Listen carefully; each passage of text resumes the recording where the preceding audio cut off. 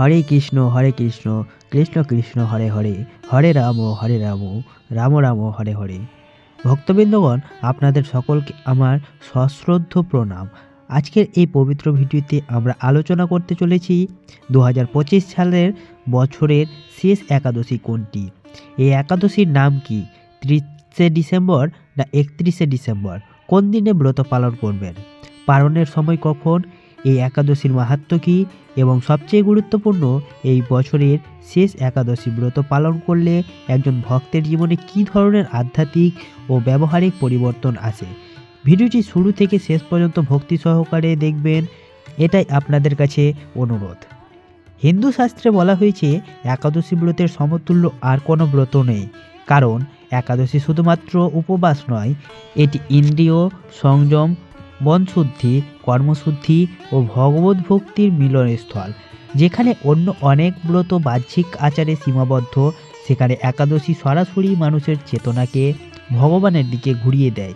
বিশেষ করে বছরের শেষ একাদশী, এটি যেন পুরো বছরের কর্মফলকে ভগবানের চরণে অর্পণ করার এক মহাসুযোগ। এর আগের একাদশী আমরা পালন করেছি পৌষ মাসের কৃষ্ণপক্ষের সফল একাদশী। শাস্ত্র অনুযায়ী সফল একাদশীর পরবর্তী একাদশী হলো পৌষ মাসের শুক্লপক্ষের একাদশী, যার নাম পুত্রদা একাদশী।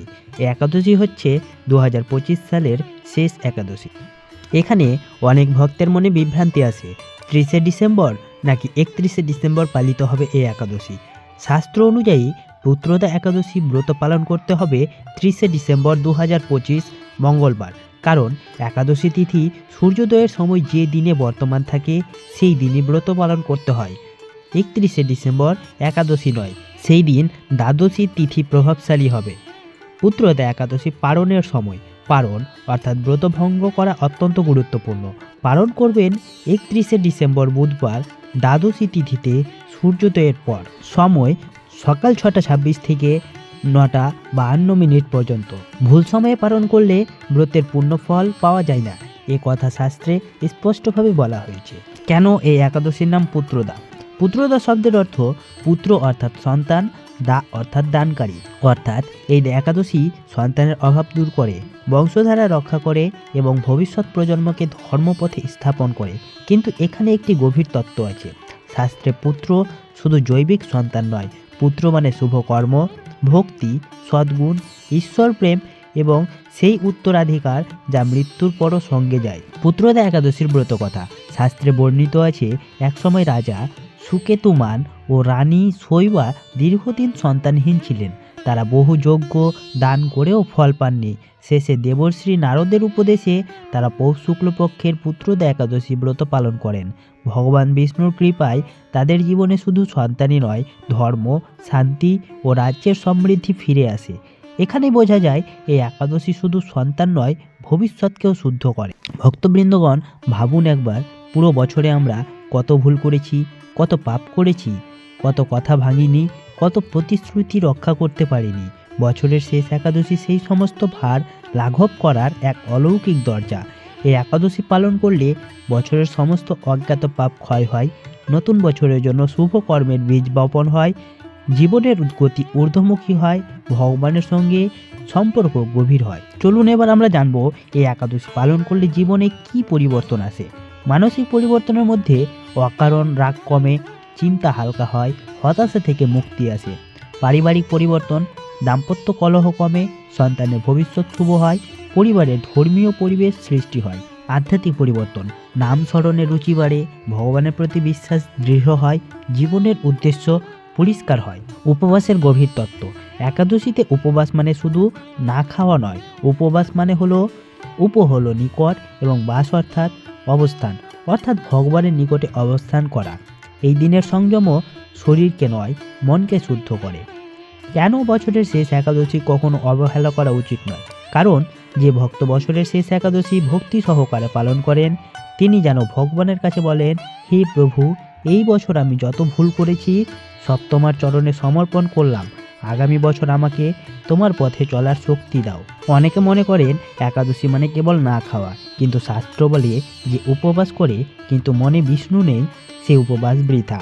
একাদশী ব্রতের মূল উদ্দেশ্য মনকে সংযত করা, ইন্দ্রিয়কে নিয়ন্ত্রণ করা, ভগবানের নাম গুণ ও লীলায় মন স্থাপন করা। বিশেষ করে বছরের শেষ একাদশী একটি আত্মসমীক্ষার এক মহা সুযোগ। পুত্রদা একাদশীর পূজাবিধি। ব্রতের আগের রাতে অর্থাৎ দশমী তিথিতে নিরামিষ সাত্ত্বিক আহার গ্রহণ করুন। পেঁয়াজ রসুন মদ মাংস সম্পূর্ণ বর্জন করুন। মনে মনে সংকল্প নিন, আগামীকাল ভগবান শ্রীবিষ্ণুর সন্তুষ্টির জন্য পুত্রদা একাদশী পালন করব। একাদশীর সকালে করণীয়: ব্রহ্ম মুহূর্তে উঠুন, স্নান করে শুদ্ধ বস্ত্র পরিধান করুন।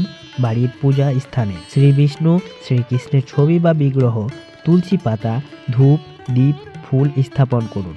হাত জোর করে মনে মনে বলুন, হে ভগবান শ্রীবিষ্ণু, আমি অজ্ঞানবশত অনেক অপরাধ করেছি। আজ এই পুত্রদা একাদশী ব্রত তোমার চরণে সমর্পণ করছি। আমার পরিবার, ভবিষ্যৎ প্রজন্ম এবং আত্মার কল্যাণ করো। পুত্রদা একাদশীতে কি কি জপ করবেন? একাদশীতে নাম জপ অত্যন্ত ফলদায়ক। সর্বশ্রেষ্ঠ মহামন্ত্র হরে কৃষ্ণ কৃষ্ণ কৃষ্ণ হরে হরে, হরে রাম রাম রাম হরে হরে কমপক্ষে 108 বার জপ করার চেষ্টা করুন। তারপর আপনারা যদি পারেন বিষ্ণু সহস্রনাম, গীতা পাঠ, ভাগবত পুরাণের বিষ্ণু মহিমা অংশ পাঠ করতে পারেন। পুত্রদা একাদশীতে উপবাসের নিয়ম। শাস্ত্র উপবাসকে 3 ভাগে ভাগ করেছে। নির্জলা একাদশী, জল পর্যন্ত গ্রহণ নয়, কঠিন কিন্তু মহাপুণ্যদায়ক। তারপর আছে ফলাহার একাদশী, ফল দুধ জল সাবুদানা চীনাবাদাম ইত্যাদি খেয়ে করতে পারেন। তারপর নক্তভোজ, একবার হালকা সাত্ত্বিক আহার, লবণবিহীন বা সেদ্ধ লবণ দিয়ে। মনে রাখবেন, ভগবান ভক্তির বিচার করেন, কঠোরতার নয়। একাদশীতে যা কখনো খাবেন না: চাল ডাল গম মাংস মদ পেঁয়াজ রসুন। শাস্ত্রে বলা হয়েছে একাদশীতে চাল গ্রহণ মানে পাপ গ্রহণ। সারাদিন কি করবেন, এই প্রশ্নটি খুবই গুরুত্বপূর্ণ। যেগুলো করবেন না: অকারণে গল্প, ঝগড়া, নিন্দা, সোশ্যাল মিডিয়ায় অযথা সময় নষ্ট। যেগুলো করবেন: নাম জপ, ভক্তিমূলক কথা শোনা, পুরাণ কাহিনী শ্রবণ, পরিবারকে নিয়ে হরিকথা। গৃহস্থ ও কর্মজীবীদের জন্য সহজ একাদশী ব্রত। অনেকেই বলেন, আমাদের তো কাজ আছে, অফিস আছে, এত নিয়ম সম্ভব নয়। শাস্ত্র কিন্তু বলে ভক্তিই মুখ্য, বিধি সহায়ক। আপনি যদি সকালে স্নান করে ভগবানের নাম নেন, সারাদিন চাল ডাল এড়িয়ে চলেন, সন্ধ্যায় প্রদীপ জ্বালান, রাত্রে কিছুক্ষণ নাম স্মরণ করেন, তাহলে একাদশী ব্রত সফল। একাদশীর রাত্রির বিশেষ মাহাত্ম্য। শাস্ত্রে বলা হয়েছে, একাদশীর রাত্রে যে ভগবানের নাম করে তার পূর্বপুরুষেরাও তৃপ্ত হন। এই রাতে জাগরণ করলে বিশেষ পুণ্য, না পারলে অন্তত কিছু নাম জপ। চলুন এবার আমরা জেনে নেব পালনের সঠিক নিয়ম। ব্রত যতটা গুরুত্বপূর্ণ, পালন ততটাই গুরুত্বপূর্ণ। দ্বাদশী তিথিতে সূর্যোদয়ের পর নির্দিষ্ট সময়ের মধ্যে তুলসী পাতাসহ প্রসাদ গ্রহণ করে ব্রত ভঙ্গ করুন। ভুল সময়ে পালন করলে ব্রতের ফল নষ্ট হয়। এই একাদশী শুধু সন্তান দানের নয়, এটি ভবিষ্যৎ নির্মাণের একাদশী। যে ব্যক্তি এই ব্রত পালন করেন তার কর্মফল শুদ্ধ হয়, ভবিষ্যৎ প্রজন্মে ধর্মের বীজ রোপিত হয়, জীবনের গতি ঊর্ধ্বমুখী হয়। কলিযুগে পুত্রদা একাদশীর বিশেষ গুরুত্ব। মানুষ ব্যস্ত, মন অস্থির, পাপ সহজ, ভক্তি কঠিন। এই যুগে একাদশী হলো সহজ মুক্তির পথ। ভগবান নিজেই বলেছেন, কলিযুগে একাদশী আমার স্বরূপ। এই একাদশী পালন করলে জীবনে যে গতি আসে, আটকে থাকা কাজ এগোয়, মানসিক শান্তি আসে, সংসারে স্থিরতা আসে, ভক্তির প্রতি আগ্রহ বাড়ে। অনেক সময় মানুষ বোঝে না এই পরিবর্তন কোথা থেকে এলো, কিন্তু ভক্ত জানে এটা একাদশীর কৃপা। পুরাণে বলা হয়েছে, যে ব্যক্তি পৌষ মাসের শুক্লপক্ষের পুত্রদা একাদশী ভক্তি সহকারে পালন করেন, ভগবান শ্রীবিষ্ণু তার জীবনের অপূর্ণতা পূর্ণ করেন। এখানে পুত্র শুধু সন্তান নয়, পুত্র মানে শুভ ভবিষ্যৎ, ভক্তি, সৎকর্ম ও ঈশ্বরের আশীর্বাদ। ভক্তবৃন্দগণ, আজকের এই পবিত্র পুত্রদা একাদশীর মাহাত্ম্য যদি আপনাদের হৃদয়ে স্পর্শ করে থাকে, দয়া করে ভিডিওটি লাইক করুন, চ্যানেলটি সাবস্ক্রাইব করুন, কমেন্টে ভক্তি ভরে লিখুন জয় শ্রীকৃষ্ণ। এই পুণ্যফল সকলের মধ্যে ভাগ হয়ে যাক। চলুন ভিডিওটি শেষ হওয়ার আগে সকলে ভক্তি বলে বলি জয় শ্রীকৃষ্ণের জয়।